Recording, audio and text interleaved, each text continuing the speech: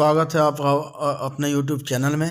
शिक्षा रोजगार से जुड़ी बड़ी खबरों के लिए चैनल को सब्सक्राइब कीजिए, लाइक कीजिए, कमेंट कीजिए, शेयर कीजिए। बिहार विद्यालय परीक्षा समिति प्रारंभिक शिक्षा में डिप्लोमा डीएलएड पाठ्यक्रम सत्र 2025-27 में नामांकन हेतु जारी प्रथम चयन सूची के आवेदकों के नामांकन हेतु अवधि विस्तार संबंधी सूचना यानी 25 से 27 में नामांकन के लिए जो इंट्रेंस एग्जाम दिए थे वो लोग पास हुए हैं, उनकी सूची अभ्यर्थियों का नामांकन हेतु 11/12/2025 से 16/12/2025 तक अवधि निर्धारित की गई थी, जिससे अभ्यर्थी के हित में दिनांक 18/12/2025 तक विस्तारित किया जा रहा है ना। तो वे नामांकन करेंगे, उन लोगों का नामांकन होगा। नामांकन की विस्तारित अवधि है 18/12/2025 तक। विद्यार्थी द्वारा नामांकन के पश्चात स्लाइड ऑफ के लिए प्रक्रिया के लिए ऑनलाइन आवेदन की अवधि 18/12/2025 तक। जिस विद्यार्थी का चयन प्रथम सूची में भी कहीं नहीं हुआ है, उसके लिए नया विकल्प भरने का अथवा पूर्व से विकल्प परिवर्तन करने की अवधि 18/12/2025 तक।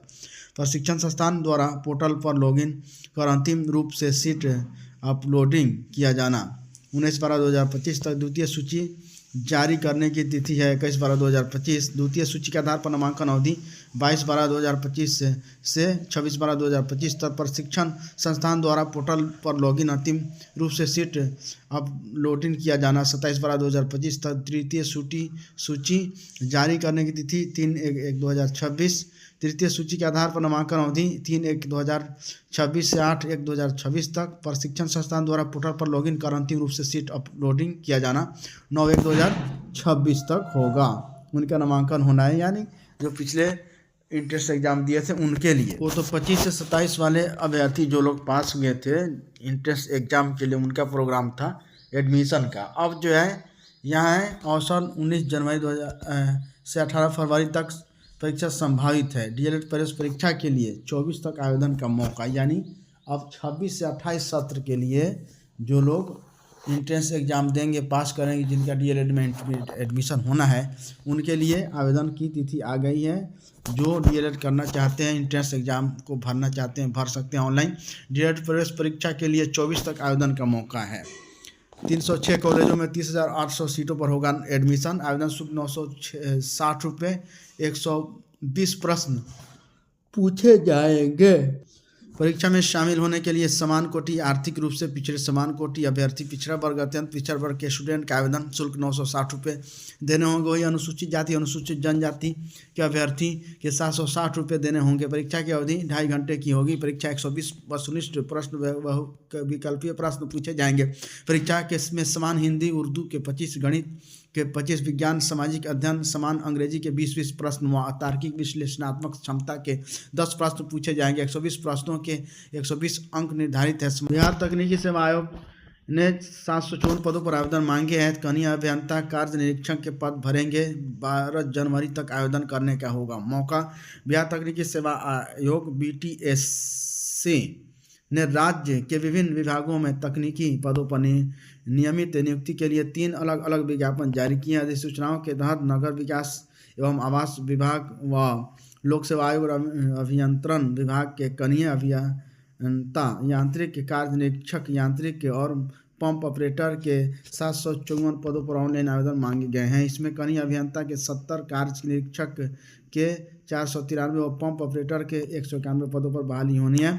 आवेदन 12 जनवरी 2026 तक कर सकते हैं। चयन लिखित परीक्षा के आधार पर तैयार मेगा सूची के अनुसार हो।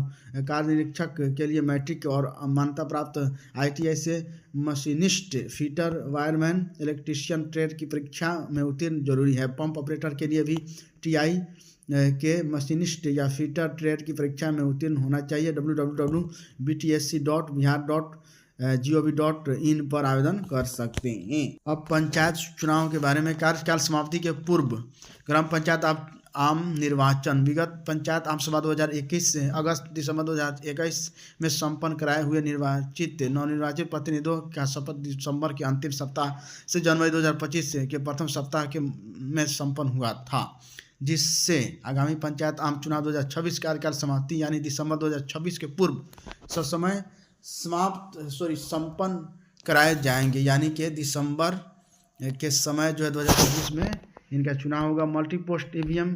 आगामी पंचायत आम